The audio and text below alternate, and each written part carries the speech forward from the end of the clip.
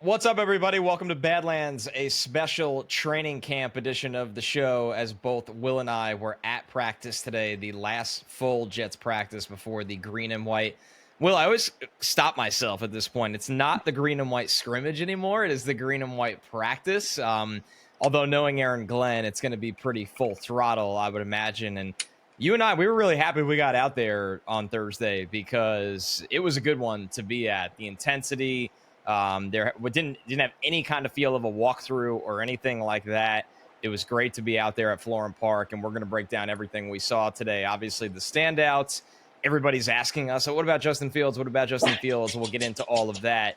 And I'm glad we're both home now. It was crazy weather getting out of Jersey, but man, the energy at practice has been pretty awesome. It feels like all summer. Yeah, no, you make a great point. It's anyone that saw my Twitter, TikTok, whatever minute and a half reaction video, I stumbled 3 times saying the green and white scrimmage. So I'm right there with you on that. Yeah, I felt like the energy was good today. I always worry, and something we talk about. And this may be a microcosm again. They got to do it after a bye week and short weeks and things like that. But under Saleh, I do feel like there was always that malaise kind of after a day off, after rest, whatever it may be. And this was the first day off of camp, like the first real day off of camp, right? They hit back-to-back days. They get a day off, and green and white on Saturday. Fans are there. Walkthrough on Friday. Not a walkthrough. It'll be a helmets practice, but it's a glorified, a lot of one-on-ones and 7-on-7. So I think me and you both were like, hopefully they still bring it today. And I feel like they brought a lot of energy. It was, red zone periods, which are always very condensed. You can learn a lot, or maybe not learn a lot about some guys. So yeah, no, I'm right there with you. And I feel like, Connor, I feel like we start with Olu. I just feel like I don't know how you don't take away personally, and I want you to kind of dive into it because you were locked in on him. But I asked Engstrand during the presser, I was like, he didn't lose a rep all day. And he was just like, we want to be consistent. I'm like, I don't know how much more consistent you get. What was your kind of reaction to seeing Olu, up close and personal, today?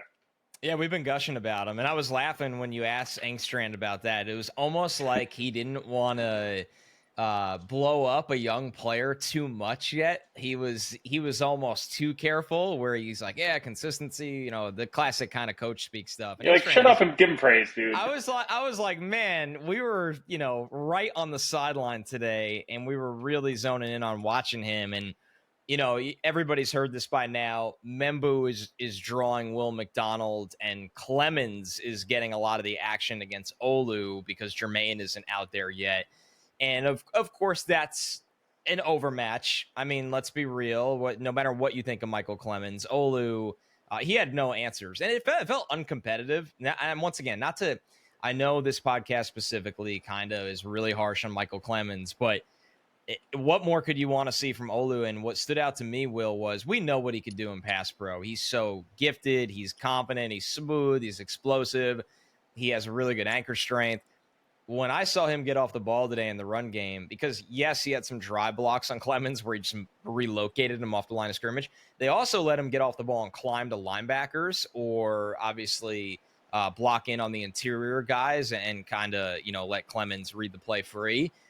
He moves people. He got so much stronger. He's got an incredible build. He really looks like an NFL offensive tackle right now, whatever he did in the offseason. He's always had that look because he's tall and lean, but now he looks strong and lean, and he plays strong and lean. And man, I think it's the most promising aspect of the Jets. You said this multiple times that he was the best player on the field today, and I completely agree. I didn't think it was close. And it's something that goes unnoticed because he was so unchallenged quite often. But Brees had a couple big runs. A couple of the running backs had some bigger runs. No Braylon Allen today. It was Isaiah Davis. Wanmu got some looks as well. Donovan Edwards, but Olu's not out there when Edwards gets the ball. And he was able to really, seal off some defenders. He just, what more could you want from him? And then, you've been at camp previously before this. This was my first day at the facility this summer. The way people talk about him all summer, it just has a lot of shades of DeBrickashaw Ferguson all over again. Yeah, I think it's the way people talk about him kind of, and just like it's a given. There's not really any conversation of, we're not sure what he is, we're not sure who he is, or question marks. It's more of just how good can he get. And you mentioned like the run Sauce going game. into year two. Kind of feels the same way. Yeah, it's like we don't worry about the person, we don't worry about the player. We're kind of more just like, can this guy be an all-pro level player, or is he Right. just really good? Right. There was a play, Davis, I believe it's Isaiah Davis. I could be wrong in there, but a gazillion plays. They ran a version of power, and Olu, I was standing right next to you, and I'm sure you're probably like, I'm such a nerd when I watch football. Like, I'm like, oh, nice Ted block. Like I'm such a fanboy, like obsessing over a tackle tight end, whatever. But it was just nice to see like Olu put a guy on the ground just from like got a hand on a hip and just finished a block. And I was Yes. like, that's the one part of his game that, not that it was ever bad, but it's not him and Membu. If you combine them, they'd be a super tackle. Like that's just the Yeah. reality of who they are. They So contrast each other very well. That's yeah, right. which is nice. And then I thought the interior did a good job. I thought pass pro interior wise, I think I'm a little more concerned than the run game, and vice versa, maybe in the pass game for the tackles. And first two couple plays of team, Fields did throw an interception. He was high. His mechanics were a little off, but the first play was exactly what you want to see from the Jets offense. 2-man route, some play action. Fields had forever to throw. Ones versus ones. Reynolds wins his route in like a nice dig route, 15, 20 yards over the middle. Fields accurate. I was like, boom, that's it. And then he comes back and Fields got his shoulders a little off balance and overthrew Garrett, or I don't know, you could take some try, whatever. There was some bit of miscommunication. It was a little high on the throw and it gets picked off.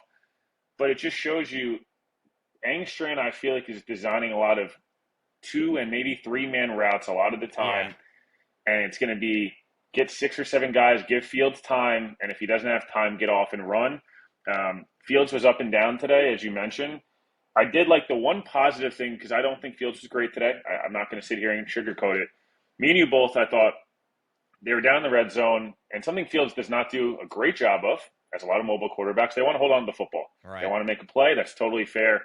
Fields saw Quincy blitzing from his blind side right away, dumped it to Brees for a touchdown. Yes. And people are going to say, drifting. oh, it's drifting. 2-yard route. Will and Connor, why are you guys getting outside of Dude, because that's what Fields isn't good at. He's not good at doing these different things of processing quickly, getting the ball out of his hands. If he can do a little more of that, Connor, I think it'll help him a lot more in some of those longer developing routes. I completely agree. It feels like they are constructing the offense, and you only get to see so much at practice, and what we're allowed to, because especially the fan practices, they kind of dumb it down. Right. It was a packed house today, so you're absolutely right. I know you've been to one without fans and one with, and so they're going to be a little careful with that. The one thing that I tapped on the shoulder was like the RPO look in the red zone, where it kind of takes all of the thinking away from Fields. That's a little unfair because he has to make the decision to hand the ball off or throw it, but he's not dropping back and going through 3 different reads and then deciding to run. It was just, okay, I'm either handing this ball off or the guy's open. And he ripped one, Mason Taylor, I want to say. Yeah, it was Mason Taylor, yeah. Which was really good to see because Mason's a guy that is going to have that late release off the line of scrimmage where that can work in RPO really well. So that is a part of the offense that I think they are really, really excited about and feel Fields will thrive in. You mentioned the one where he's drifting back and hits Brees perfectly for the touchdown. Yeah, it wasn't a great day from Fields, especially the more in between the 20s kind of stuff, which we didn't see a ton of today. We saw a little bit of it today. But yeah, there's only so much you could take away from practice. But I think what you have to also take into account for is we don't get to see the explosive running in practice because it feels like they're coaching Fields to make the throw. And we already know you could take off and run in the game. Like, we don't need to see that over and over again in practice, where you see that with a lot of younger quarterbacks that are going to do, like Adrian Martinez is going to do that. And they're kind of coaching him how Tyrod practices. We know Tyrod can get out and run, not at the same level anymore as Fields, but Tyrod stands back there and throws or evades one guy and throws. It's not hold the ball. So they're trying to coach that out of him. And I guess that brings us, Will, to a guy that caught multiple touchdowns today from Tyrod, Brandon Smith, who it just felt like every time we turned around, he was the only pass catcher making a play. Yeah, I was really impressed with him. Again, me and you were talking a little bit about it, and I transparently, I was pretty unfamiliar with Brandon Smith going into the spring. I didn't eval him in his draft class. Yeah, there wasn't much there. I'd heard some really nice things about him in the spring from some of the guys, and I was like, hey, I'll keep an eye on him in camp. And you never know. We've had too many guys that everyone knows there's no pads on, the OTAs, the bets are kind of, not in this camp, but in general, this kind of happens. Some of the young guys are 120 miles an hour and these workouts, and they look great, and they get into camp and they do nothing. And again, I don't know what Brandon Smith's ceiling is in the NFL. I don't know if he's a borderline 53 guy? Is he a contributor? Is he not even a 53 guy? I'm not entirely sure. We'll see in the preseason. He's going to get a ton of go. But, man, like, a lot of tough catches, toe taps. He ran a stick nod that was really nice over the middle of the field. He had a nice play in one-on-ones and kind of a glorified fade. I thought he just made some tough catches. Honestly, you see him a lot. He pops. And then sometimes it's harder for these young guys in practice. They're swimming a little bit. And I know Smith's 26. I don't want to glorify him. He's a UDFA from last year. He's been around the NFL for 4 or 5 years now. But I don't know, man. It's hard for me to convince myself now, seeing 2 practices up close, that there's any use for a Lazard, Corley, Gibson. They're not doing, like, he's making 4 times the amount of plays per practice. And he's a bigger body and he's athletic. I don't know. To me, unless he totally has a dud the rest of the summer, he at least offers you something. And if he can play a little special teams, I'm taking him with me on the 53 because at least he offers me something. That's probably the big thing they're going to try to figure out is, can he give us anything on specials where we can keep him right now? And once again, I've been following practice every day, but this is the first one I got to stand on the sidelines and actually watch and see every rep. I mean, Garrett is Garrett. That's a non-conversation. It feels insanely wide open after that, where all you could do is evaluate guys making plays. And what I know is Josh Reynolds is a pro. That's, not a typical number 2 wide receiver, but he's a pro that's going to make the roster. Tyler Johnson, we were saying, he's a pro, can go out there, run a route, catch the football. Should ideally make the roster in the same kind of mold. But after that, I mean, Arian Smith, not trying to confirm priors and anything like that. He's a young player, going to give him time.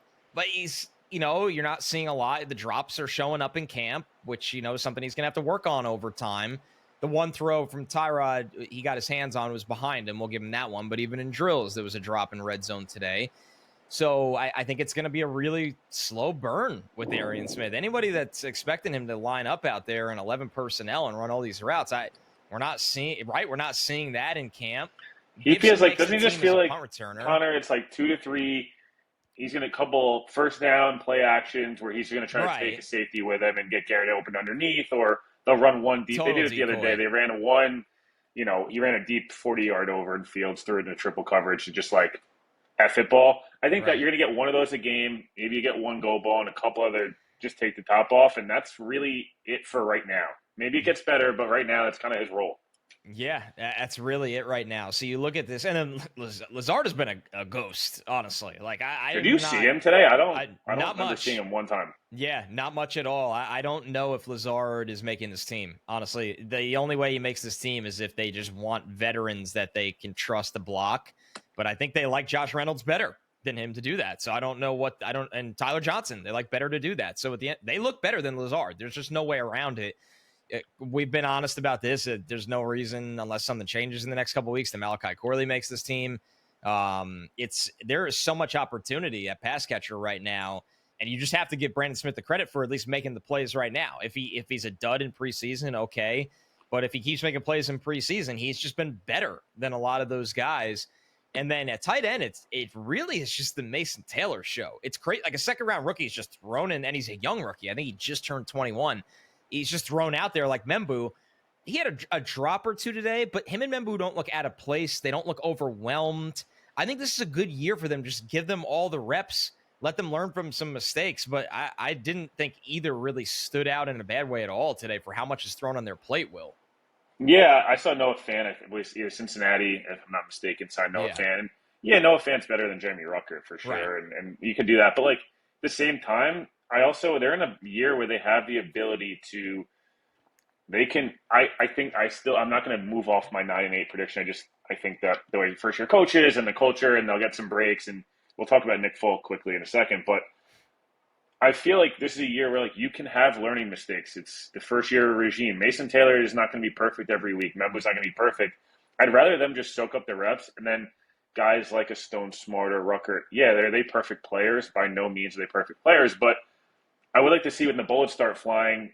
I don't know. Can Jeremy Rucker do enough this year to be a second contract, 1 year, $2 million option next year, where you don't have to invest big money in tight end because Mason Taylor's your guy, and he's just, you kind of supplement with certain situational guys.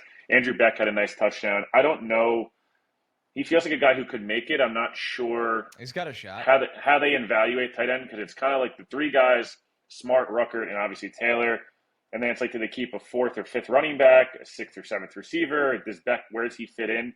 He obviously does enough to be useful. I just don't know if I almost would rather keep an extra playmaker than keep a guy like I'd rather just run two back sets and have Braylon Allen lead block for Brees and stuff like that than not waste the roster spot. That's not fair. But no, to your point, Mason looks comfortable. Membu looks comfortable. Moore and Azaria Thomas, they look comfortable. I haven't seen even Kiko today had an interception. And I felt like pretty good. as a secondary backup, just like short yardage, goal line, and sub package role, can he just be a league average third linebacker? Because if he can, that pick's worth it. And honestly, it helps the Jets linebacker room, because I will tell you, Connor, we talked about it a lot. Quinn Williams tweaked the calf today. So the defensive tackles and the linebackers behind the starters, that is, I would argue, might be even weaker than receiver. Like that is, It's really dicey once you get past Quincy, Sherwood, and then Quinnen and Brian Coward, who is, I think I'm going to call him the new Solomon Thomas, who, the coach's favorite. It looks cool. It has cool quotes. Hopefully he plays the same way.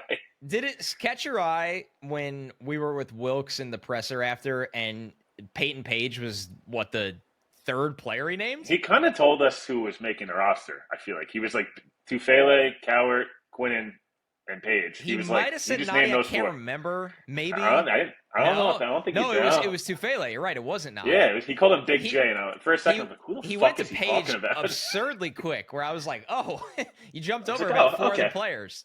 Yeah. I was like, that $300K signing bonus as a UDFA, really sticking with Wills. The build of the roster is a little, and it's not Muji or Glenn's fault. They just got here. But the build of the roster is very, like, peaks and valleys. They're deep at running back. They are very, very deep at corner. Where we'll touch on that. Position is. I'm almost nervous about who they cut. I thought Quantez Stiggers looked so good today that I'm like, you better not cut this guy. That was a 5th round pick 2 years ago. But I understand they obviously. Can they trade one of those guys? Maybe. I mean, corners are in the league. Like, look at Miami's trying to find guys that can play. Carolina, I'm not saying you're trading with Miami, but just shows the scarcity of cornerback. But, obviously they have all their starters they really like. But I thought Quantez looks really, really good. But they don't have much at D tackle. Watts made one big play today on the edge. But, like, after Jermaine and Will, it's not a great edge group. You brought up linebacker. Sherwood and Quincy just fly around like crazy. The secondary, though, they have so much depth. Running back, they have so much depth. Wide receiver and defensive line, they have literally no depth. One injury, Quinnen was out today with the calf, which, they really need to be careful with, because we know what a calf could be a precursor to. But he's had this before, so it might be something that they know how to treat. It's a roster that just needs a little bit more rounding out, and that's going to take them another year. Yeah, I hope that. I've said this a lot. I thought they were going to take the first 2 weeks of camp to self-evaluate. And if Mucci and Glenn are who we think they are, they'll do a good job of this. Self-evaluate. Hey, we actually thought we had too many guys at this spot. We don't have enough. Or corner, it's like we weren't sure and we actually have too many guys. Maybe can they do a baseball situation where it's like, hey, we're attach a corner and a pick for this guy because we need a receiver. You need this. Maybe not. Maybe that's just kind of a pipe dream, but. I hope they're active waiver wire wise. D tackle, maybe a linebacker. There's my dog. And receiver, more importantly. Those 3 spots, there's a lot of like about this roster. The intensity, the playing with each other, the playing for each other. I think the coaching is really evident. I like Eggstrand's quotes. I like Wilkes' quotes. Like, there's so much to get excited about. It's just you really worry that if Garrett has an off day, who else is giving you something in that receiver room consistently? Quinnen doesn't have a great day. He gets doubled. I know Quincy had the fun answer of, like, someone doubles Quinnen, I'm coming through. And, like, that's great. But that doesn't always work because people want to block Quincy also. He's a former All-Pro. So, I like a good – All right, some crazy weather in the Northeast we're picking up here. And that's only because, Will, we were not going to – leave this pod without Nick Folk talk, basically. The cornerback depth of this roster we'll finish with. We talked about how good of a day it was for Quantez Stiggers and just how loaded this group is. And then, of course, Nick Folk putting on a show for the crowd, making 6 of 6 field goals. Yeah, it was pretty funny. We were sitting there and like Nick Folk looks the exact same he looked like 15 years It's ago. like time stood still. Yeah, we were standing next to Kaz, and I looked at Kaz and I was like, you're the real problem here. You're the curse. You joined. I think Kaz joined the B in 2011. Nick Folk really might be the curse breaker at this point, between the fact that you played with Mason Taylor's dad, or the That fact is that he was. really, really wild. Like, gotta be It's really wild for pretty. them. It's kind of insane. Rich is probably Kaz sitting is an there. absolute gem on the sidelines, by the Yeah, way. he's He's very high unbelievable. up in the beat reporter power rankings. He. I'll let him save it for the live show if he attends. But he had a very funny comment when the other kickers were going. Regardless, Nick Folk looked good. He comfortable 6 of 6. Everything. I mean, everything was right down the middle from what I could see, and Yeah. 50 plus, 40 plus. Like there was just a confidence about it. And I again, unless he's not doesn't stay healthy, which again he did have the groin last year, but Right. he's probably the lock to make the team at this point. I mean, I would be really surprised. Mevis is fine, or Mavis. I don't know how you pronounce the last name. Mevis, Yeah. Mavis, whatever. He's he probably is a serviceable level kicker. This Jets team, I feel like from inside 50, maybe 52, That's 53, the key. wants to just have like we're going to get 3 here. They don't need the Zerline. I can make 62, but I could also miss 31. Right. I think they're looking for, like, when I want points, I kind of want points, and then maybe Glenn's a little Dan Campbellish in that 40-yard range anyways and goes Right. for it, which is kind of what we're all hoping for. I think that's a great point, is that this team is going to, I think, go for it a lot, especially on short yardage situations, because they believe in the quarterback sneak or the tush push and their short yardage aggression, and the fact that, listen, they're going to play a lot of close games. That's our thought. Maybe, we'll see. They are built to play a lot of close games, and you can't give away 3, 6, or 9 points multiple times a year if you're built to play that way. And a rookie kicker or many kickers can do that. And Nick Folk traditionally throughout a very long career doesn't do that. So I the best way to say it is they owed it to the roster to go get a guy like this, that if the defense works really hard to give them field position, or the offense, like Angstran is calling it between the 20s and they get down there, they owe it to the rest of the roster to give them points on the board, not a coin flip. So it seems like a small thing, but I think Nick Folk being back is a really, really good sign, I think, of overall awareness at the top. Yeah, you can't lose the Quincy's and Quinnins and Sauce and these guys Right. early on in the season. I think we've seen the defense. I don't know. Maybe it's a Patriots game, 2022, the second one. You can kind of point to each year the defense is like, all right, dude, I've had enough. And you Broncos can't last blame it year. on Broncos last year. And it's like, dude, I mean, that game should have been over in the first half. It's not over. Even in the Bills game, it's like at the end, you have a shot. I mean, I know Clemens missed the tackle, all that stuff, but it's like extra point missed here, field goal missed here. Like they're not a team that can give away points this No. year. And again, they had the most blown fourth quarter leads in NFL history in a season last year.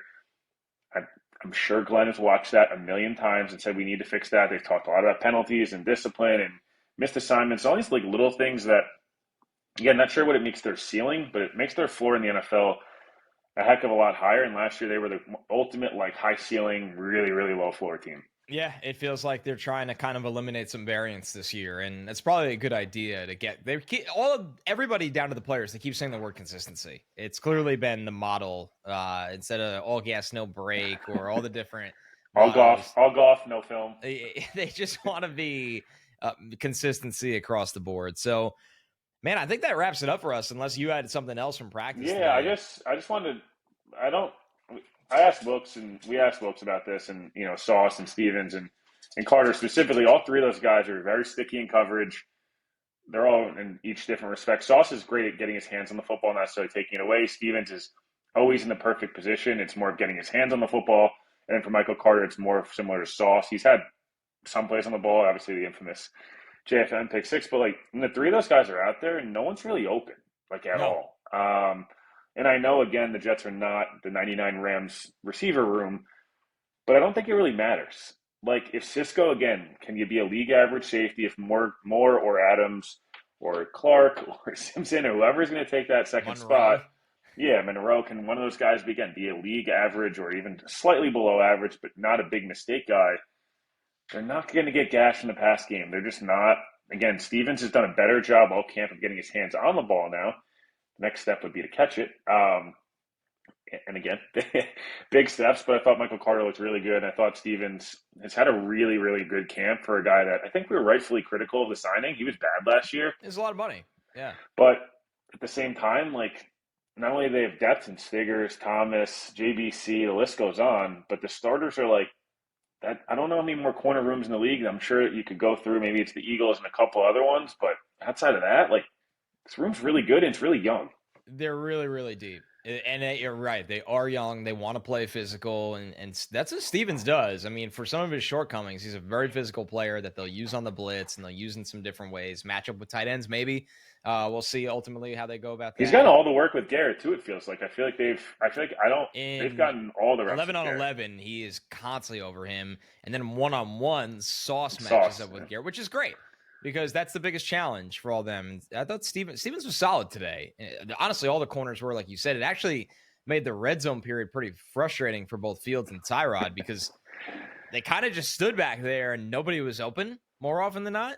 So for everybody wondering why it wasn't a big stat day, specifically for Fields, sometimes there's just nothing you could do in that scenario, and it's not going to be like a game where they're going to try to just run the ball. So that puts out a bow on it for us. Once again, a thank you to everybody that came over and said hi to us today, or shouted Badlands from the crowd. Yeah, that was great. It's really awesome when we, seeing all you guys. If you're going to green and white practice on Saturday, have a great time. Obviously, it's probably cool for us, Will, because we used to go to Jets camp as kids, and going to Jets camp as media is just a really, really unique experience, and we love doing it. So thank you to the Jets for being really accommodating to everybody today. And we'll be back on the feed soon. Preseason games starting up, and of course, a lot more coverage. We might have some coverage from the green and white practice, and we'll have coverage shortly after the weekend as well. So stick with us here on the Badlands feed, and we'll talk to you guys soon.